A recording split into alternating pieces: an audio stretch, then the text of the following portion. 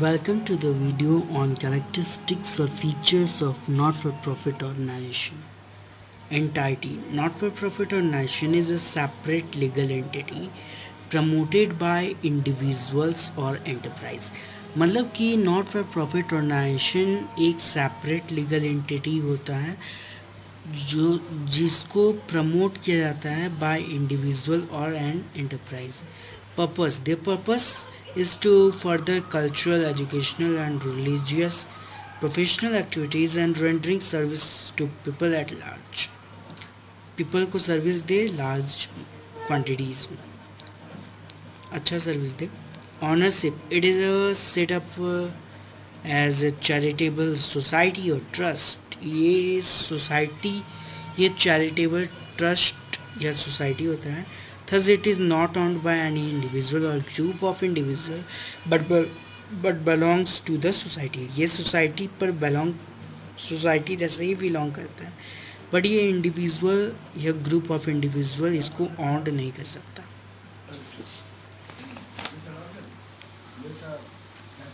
Profit is not the objective. इनका basic objective profit नहीं होता है, अर्निंग प्रॉफिट नहीं होता. Management.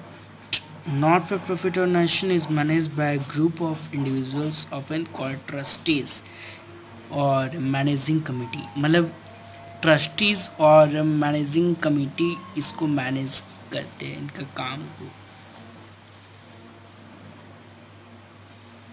Funds required for its operation are given by its members and donors as entrance fee, membership fee, subscription and donation. उसका जो operation के लिए जो रिक्वायर्ड होता है वो मेंबर और डोनर्स उसको पे करते हैं. Entrance fee, membership fee, subscription and donation. ये सब फाइनेंशियल स्टेटमेंट. इसमें 3 प्रकार का अकाउंट बनाया जाता है. 3 types of accounts made. Receipts and payment account, income and expenditure account and balance sheet.